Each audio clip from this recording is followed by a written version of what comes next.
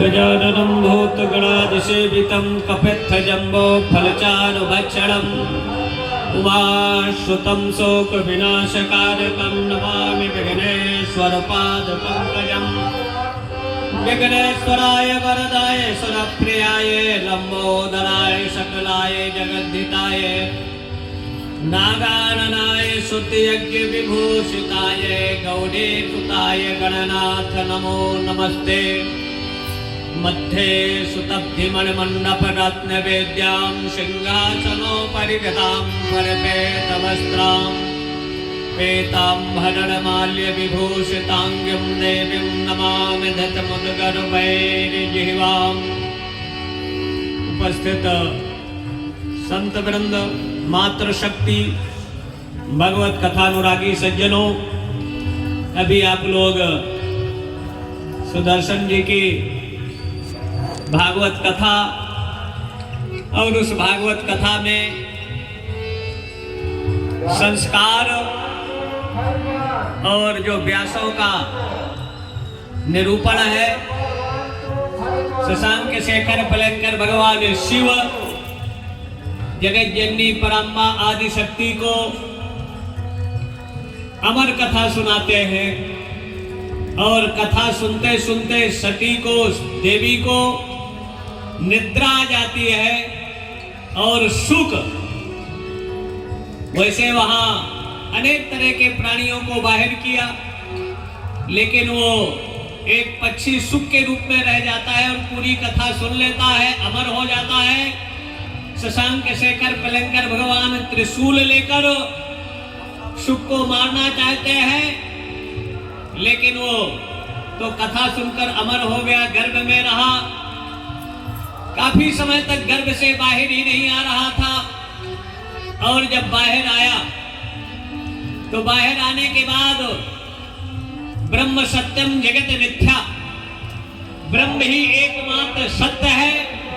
ये संसार, लोक, परलोक, ये सबको अनश्वर मानकर ब्रह्म की साधना उपासना के लिए जा रहा है और इधर पिता आवाज दे रहे हैं और लेकिन पुत्र सुन नहीं रहा।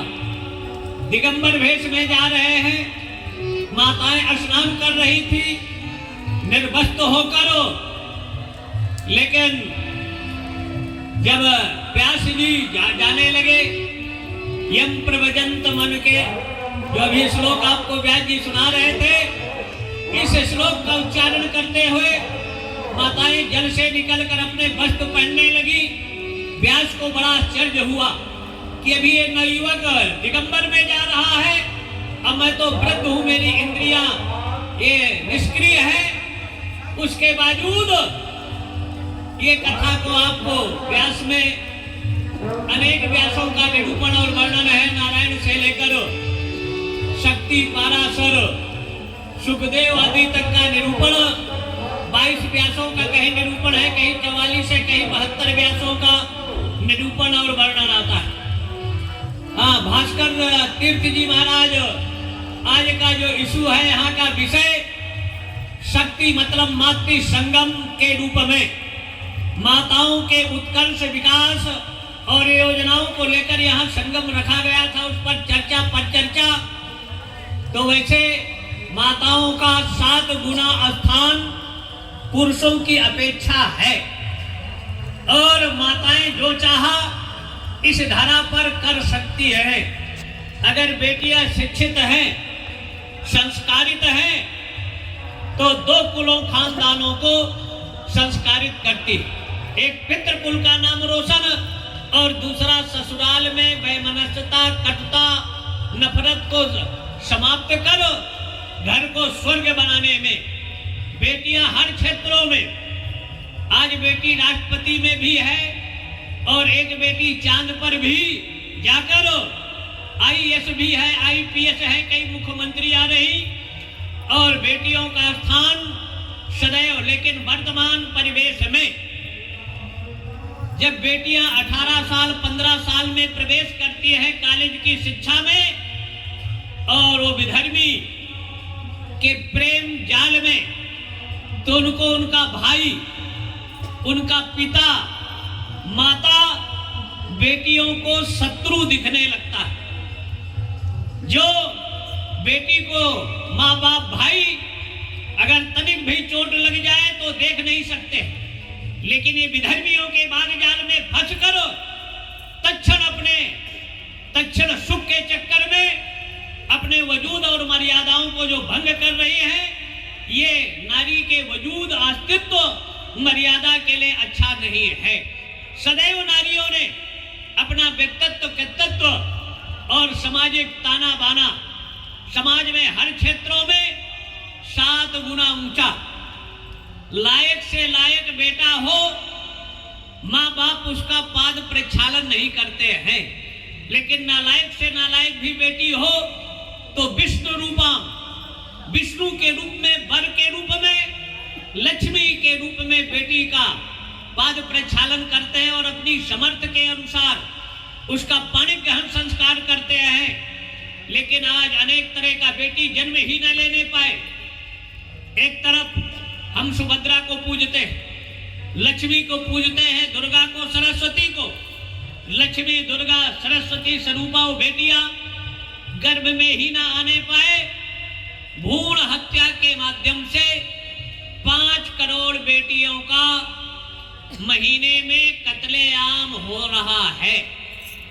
और ऐसी स्थिति में एक तरफ योजनाएं हैं बेटी बचाओ, बेटी पढ़ाओ, अनेक योजनाएं सरकारों की चल रही है, लेकिन उसके बावजूद 15 लाख बेटियां हमारा वर्ष में मानव तस्करी के माध्यम से उनको वेश्यालयों में बेचा जाता है, विदेशों में मानव तस्करी के रूप में बेचा जाता है। 15 लाख में से 2 लाख FIR होते, 50,000 उसमें बेटियां बरामद होती है, लेकिन 14.5 लाख बेटियों का कहीं अता पता नहीं लगता। रेट निश्चित किया है विधर्मियों ने, विजातियों ने, 50,000 से लेकर 31,000 से लेकर 16 लाख तक। इस जात की बेटी होगी तो ये रेट, इस जात की बेटी होगी तो ये। ऐसी परिस्थितियों में और अगर बेटी को काट देते हैं तो 2 से 3-5 करोड़ में उनका लीवर, किडनी, आंख और हार्ट को बेचा जाता है। और ये शादी ब्याह अपने धर्म, संस्कृति, विरासत में कोर्ट मैरिज के नाम पर हिंदू बेटियों से पाणी ग्रहण संस्कार किया जाता है और उसके बाद वर्ष नहीं बीतता, जो court marriage, love marriage, love जिहाद है, 1 वर्ष के अंदर उसके माँ और बाप की हत्या कर देंगे वो विजाति। और उसके बाद बेटी का नाम बेटे का उसमें अंकित होगा संपत्ति में। अब बेटी गर्भवती नहीं होगी कि बेटी का भी कत्ल कर दिया जाएगा। मतलब ये विदेशी आएंगे, बांग्लादेशी आएंगे, बाग जाल में फंसाएंगे, 10, 25, 50,000 उसके पीछे खर्चा करेंगे। ऐसे ऐसे अनेक षड्यंत्र।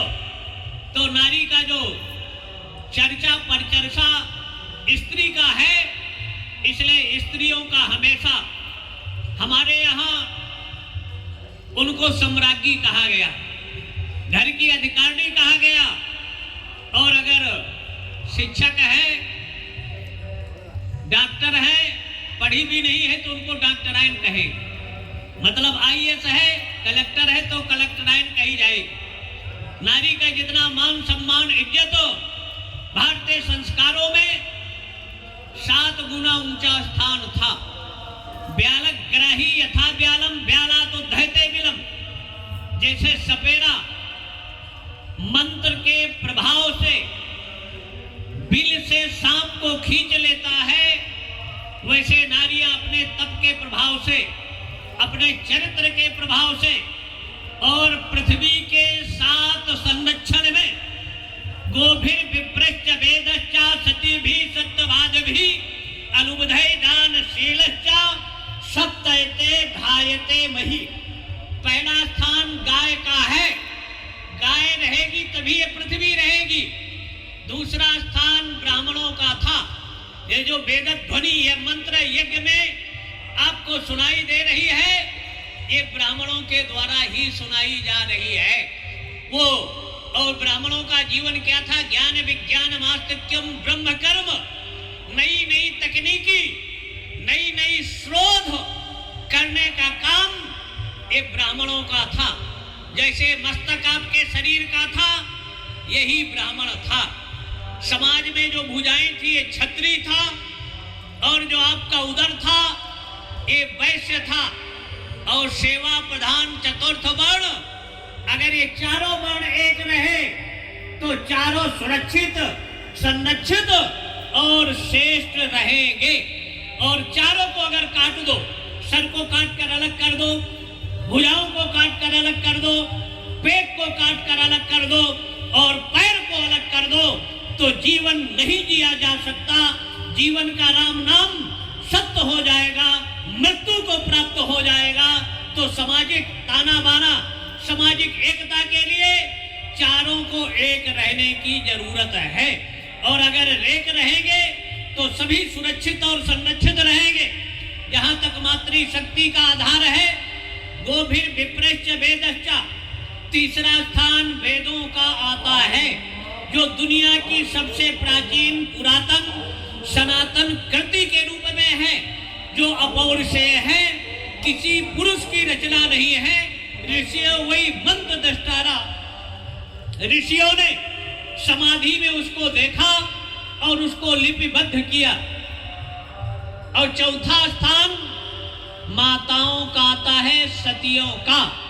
सतीत्व के प्रभाव से ये यहाँ वट सावित्री का व्रत माताएं करती है, मतलब यमराज के हाथों से, मृत्यु के मुख से अपने पति को खींच लाई, जीवन दान दिया था। तो नारी का हर युगों में, हर काल में अपना अद्वितीय स्थान रहा है। नारी का जो चर्चा परिचर्चा का आधार है, नारी हमारे माँ के रूप में है।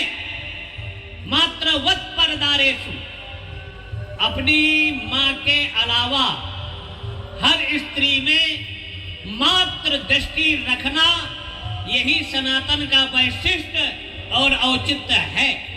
और वो माँ, बेटा 1 लाख की भी साड़ी माँ पहनी है, उस साड़ी में वो पेशाब करे, पुरुष का परित्याग करे, पड़ोस वाली महिला कहती है गंदगी कर रहा हो, कहते हैं चुप रहो, उसका अगर रुक जाएगा तो पीड़ा होगा। मतलब पुत्र के लिए समर्पण भाव, और अपना गीले में सोकर पुत्र को सूखे में, और जैसा संस्कार चाहा, माताओं के संस्कार के प्रभाव से महाराणा प्रताप घास की रोटी खाया, लेकिन अपने धर्म संस्कृति का परित्याग नहीं किया। ये अगर किसी का संस्कार था तो हमारी माताओं का संस्कार था। सुभाष चंद्र बोस आजादी की लड़ाई में अगर नहीं होते तो भारत को लाखों गांधी मिलते, लेकिन भारत को आजादी नहीं मिलती। तो ये संस्कार अगर किसी का था तो सुभाष की माँ का और उनके पिता जानकी बाबू का संस्कार था। अगर शिवाजी को ले लें तो उनकी माँ शिवा को शिवा बनाने में अहम भूमिका अदा किया। राम के जीवन में अगर उनकी माँ से ज्यादा सौतेली माँ कैकेयी को चिंता थी इस भारत की, और उन्होंने सोचा कि मेरा सिंदूर उजड़ जाएगा। राम को वनवास मांगती है, दशरथ का यहाँ मरण निश्चित है, लेकिन मेरा सिंदूर उजड़ जाए, लेकिन मेरे पीछे लाखों माताओं का सिंदूर नहीं उजड़े, लाखों की अस्मिता, मान सम्मान, स्वाभिमान बना रहे। क्योंकि अनेक विधर्मी विजाति भारत में घुसपैठ करके अड्डा बना लिए थे, और यहाँ तक दशरथ इंद्रलोक तक जाकर इंद्र की मदद करता था, लेकिन भारत के मध्य प्रदेश के चित्रकूट तक तीसरा, जैसे असुरों का आधिपत्य हो गया।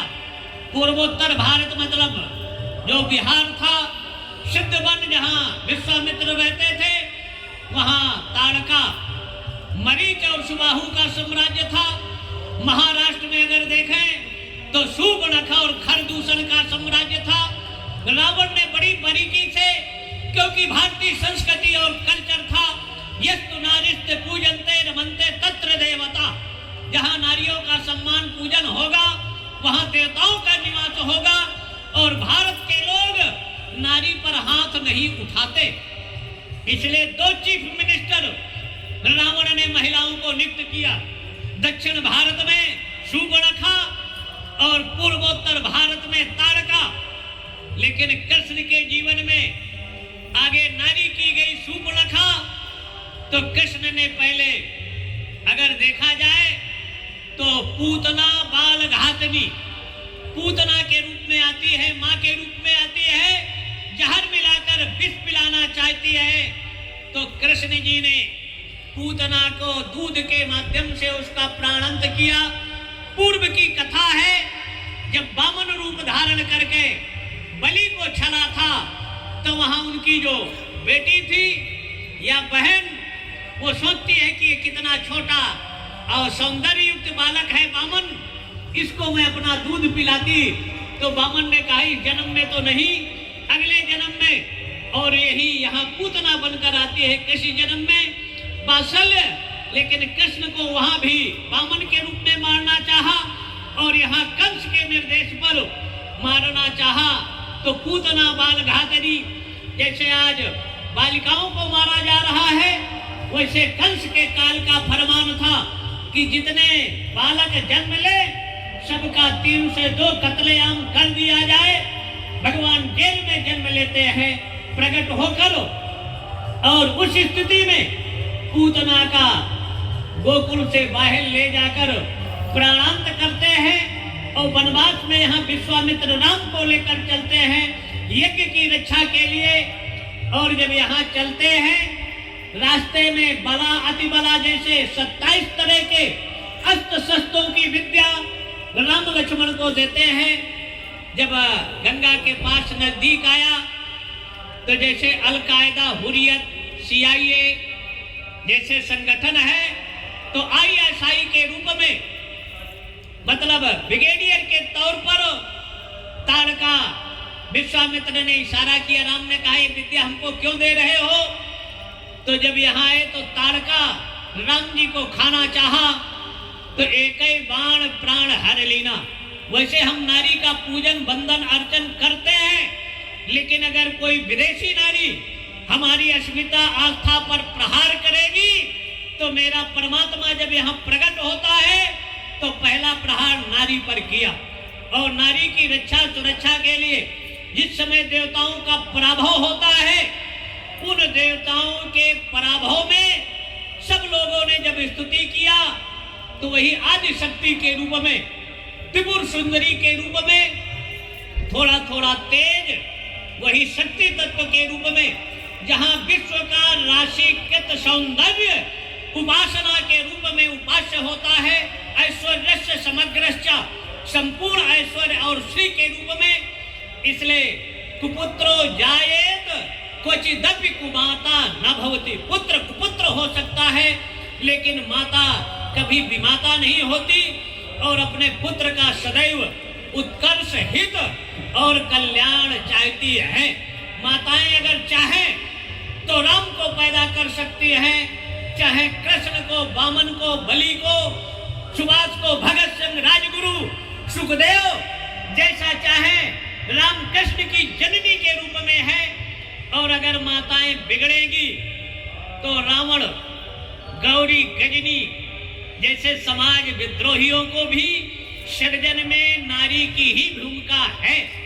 उत्तम ऋषि जैसे समय से कुछ समय पर जो हमारे यहाँ 16 संस्कार हैं, जिसकी चर्चा व्यास जी कर रहे थे, गर्भाधान से लेकर अंत्येष्टि पर्यंत, तो उसका काल निश्चित है शास्त्रों में कि ये काल हो, ये समय हो, ये दिन हो, और जैसा संतान चाहे माताएं उत्पन्न कर सकती है। वीर चाहे, भक्त चाहे, तेजस्वी ओजस्वी, जैसा चाहे इनके अंदर वो सृजन की शक्ति और समर्थ है।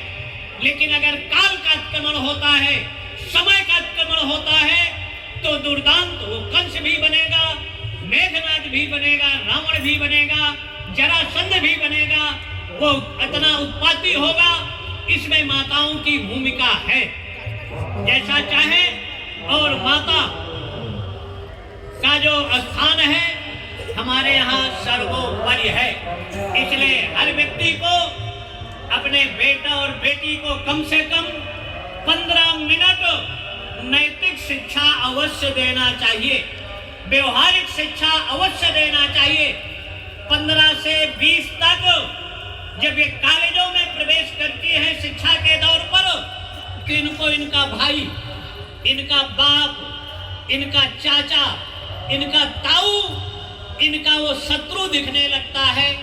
और जो अनजान है, जिनका शोषण करता है, इनको निचोड़ कर पीना चाहता है, उसके प्यार में अंधा होकर, प्यार बाप भी बेटी से करता है, भाई भी करता है, माँ भी करती है, और बेटी को खरोच नहीं आना देना चाहती।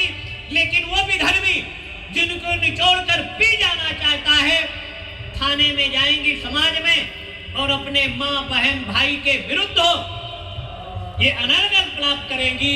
इसलिए नारी को सुधरना और संस्कार की जरूरत है। संस्कारित नारी होगी जो चाहे अपने